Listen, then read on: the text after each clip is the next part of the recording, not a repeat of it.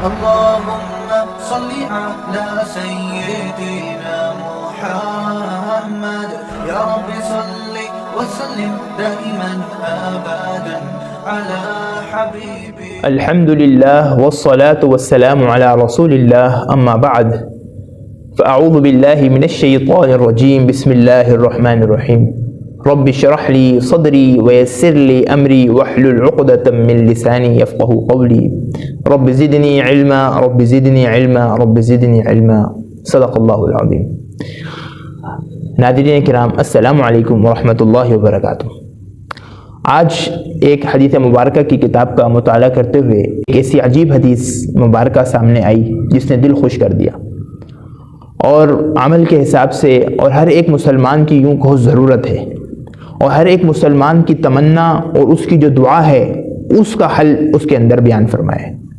تو سوچا کہ مناسب سمجھا کہ آپ حضرات کے سامنے بھی اس حدیث مبارکہ کو رکھا جائے، بیان کیا جائے، کیونکہ اللہ کے رسول صلی اللہ علیہ وسلم نے ارشاد فرمایا بلغوا عنی ولو آیہ او کما قال، کہ مجھ سے ایک آیت بھی پہنچے تو لوگوں تک پہنچاؤ، بیان کرو. تو اسی حدیث کی بنا پر آپ کے سامنے اللہ کے رسول صلی اللہ علیہ وسلم کی حدیث مبارکہ بھی میں آپ کے سامنے بیان کرتا ہوں. امید ہے کہ آپ حضرات کو بھی اس حدیث مبارکہ سے بہت فائدہ ہوگا.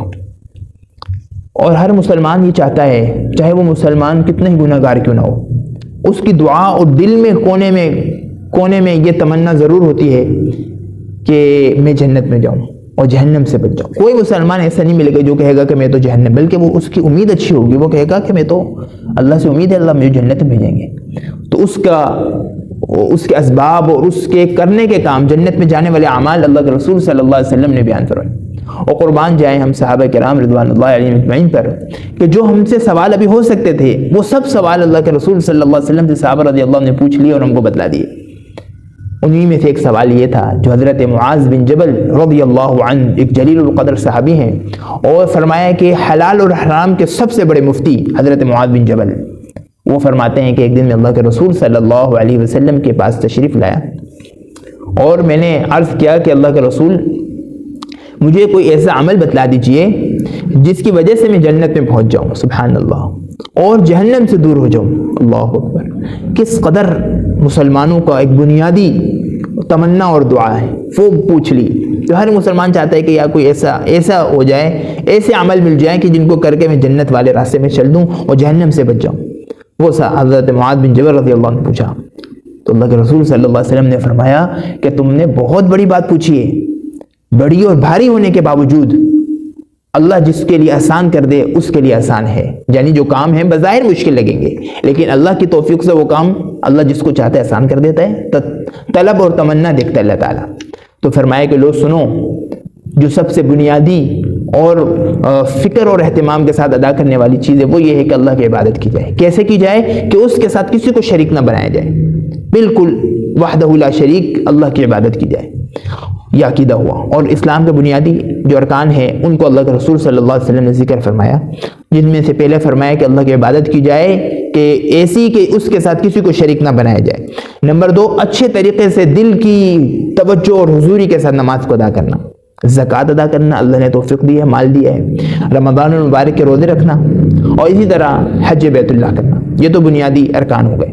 اس کے بعد فرمایا کہ حضرت معاذ رضی اللہ عنہ کی طلب دیکھ کر فرمایا کہ میں تمہیں اور خیر کے دروازے نہ بتلاؤں. تو اس سے مراد مزید نفل عبادات تھی. حضرت معاذ رضی اللہ فرمایا کہ اللہ کے رسول ضرور بتلائیے. تو آپ علیہ السلام نے فرمایا کہ روزہ، یعنی ایک روزہ تو پہلے ذکر کیا، وہ تو فرض ہے، وہ تو رکھنا ہی ہے. اس کے علاوہ جو آپ رکھو گے اور اس کی جو فضیلت ہے وہ بیان فرمائی کہ روزہ سپر اور ڈھال ہے گناہوں اور دوزخ سے بچنے کے لیے. جس طرح ایک سپاہی اپنے دشمن کی تلوار سے بچنے کے لیے ڈھال کو آگے کرتا ہے، سپر کہلاتی ہے ڈھال، بالکل اسی طریقے سے روزہ رکھنے سے، گناہوں سے، شیطانی حملوں سے، وساوس سے اللہ تعالیٰ بچا لیتا ہے، اور سب سے بڑھ کر جہنم کی آگ سے بچ جاتا ہے، جو کہ سوال پوچھا گیا تھا. اور صدقہ خیرات، نفلی صدقہ خیرات گناہوں سے پیدا ہونے والی آگ کو اس طرح بجھا دیتا ہے جس طرح پانی آگ کو بجھا دیتا ہے. اور رات کے درمیانی حصے کی نماز یعنی تہجد کی نماز تو بالکل اسی طرح اس کا بھی یہی حال ہے، اور بڑا ہی ایک ابواب خیر میں اس کا ایک خاص الخاص مقام ہے. اس کے بعد اللہ کے رسول صلی اللہ علیہ وسلم نے اس تہجد کے حوالے سے سورہ سجدے کی ایک آیت پڑھی جس میں اللہ تعالیٰ نے تہجد پڑھنے والے لوگوں کی، نیک لوگوں کی تعریف فرمائی، اور فرمایا کہ تتجافى جنوبهم عن المضاجع يدعون ربهم خوفا وطمعا ومما رزقناهم ينفقون۔ ایسے اللہ کے بندے ہیں جن کے پہلو رات کو بستر سے علیحدہ ہوتے ہیں اور وہ اپنے رب کو پکارتے ہیں امید اور خوف کے سے، یعنی امید بھی ہوتی ہے اللہ بخشنے والا ہے، پھر گناہوں کی یاد آتی ہے تو ڈر بھی لگتا ہے، خوف آتا ہے کہ کیسے بخشش ہوگی، لیکن اللہ کی امید کے ساتھ وہ مانگتے ہیں۔ وَمِمَّا رَزَقْنَاهُمْ يُنْفِقُونَ، اور جو ہم نے ان کو تھوڑا بہت دیا ہے اس میں سے وہ اللہ کی راہ میں خرچ کرتے ہیں، صدقہ و خیرات نکالتے ہیں۔ اللہ فرماتے ہیں پھر ہم نے کیا تیار کیا ان کے لیے، فَلَا تَعْلَمُ نَفْسٌ مَّا أُخْفِيَ لَهُم مِّن قُرَّةِ أَعْيُنٍ، فرمایا ان کے اعمال خیر کے جو کیا ہے ان کا صلہ اور بدلہ جو انہوں نے کیے اچھے عمل، ان کے لیے ہم نے جو نعمتیں اور آنکھوں کو ٹھنڈا کرنے والی چیزوں والا جو سامان ہم نے پردہ غیب میں رکھا ہے اس کو کوئی بھی نہیں جانتا، وہ ہم نے ایسا رکھا ہے نہ کسی آنکھ نے دیکھا، حدیث پاک کا مفہوم ہے، نہ کسی آنکھ نے دیکھا، نہ کسی کان نے سنا، نہ دل میں خیال آیا، جو اللہ نے نعمتیں نیک لوگوں کے لیے واسطے تیار کی ہیں۔ اس کے بعد اللہ کے رسول صلی اللہ علیہ وسلم نے فرمایا کہ میں تمہیں دین کا سر اور اس کا ستون اور اس کی بلند چوٹی نہ بتلاؤں؟ حضرت معاذ فرماتے ہیں کہ اللہ کے رسول ضرور بتلائیے۔ آپ نے فرمایا دین کا جو سر ہے وہ اسلام ہے، یعنی بنیادی چیز آپ کی اسلام ہے۔ جس طرح ہمارے اعضاء ہیں، اعضاء صحیح ہیں بالکل، لیکن سر نہ ہو، کسی بندے کا سر نہ ہو، بتلاؤ وہ اعضاء کسی کام کے ہیں؟ ہر بندہ سر کی حفاظت کرتا ہے اور سر ہی سے سارے اعضاء کام میں آتے ہیں، سر ہی سے ہی تمام چیزیں ہوتی ہیں اور سر ہی سے سب کچھ ہوتا ہے۔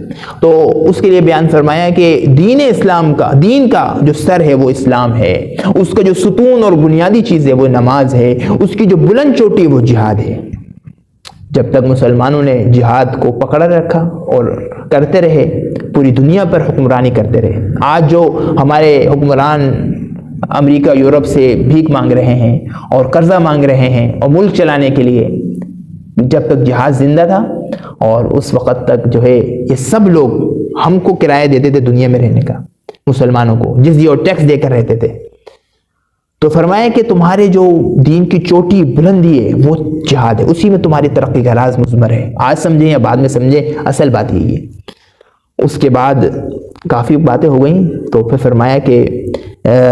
فرمایا کہ میں تمہیں ایسی وہ چیز نہ بتاؤں جو ان سب کی بنیاد اور ان سب کا دار و مدار اسی چیز پر ہے۔ تو اللہ معاذ فرمایا، حضرت معاذ رضی اللہ عنہ ضرور بتلائیے، یعنی اگر وہ چیز نہیں تو ساری چیزیں بیکار اور بے وزن ہو جائیں گی۔ وہ فرمایا اللہ کے رسول ضرور بتلائیے۔ پھر آپ علیہ السلام نے اپنی زبان کو پکڑ اور کہا کہ اس کو روکو، امسک، اس کو روکو۔ فرمایا کہ اس کو روکو، یعنی بے احتیاط اور بے باک نہ چھوڑو اس کو، ساری برائیوں کی جڑ یہی ہے۔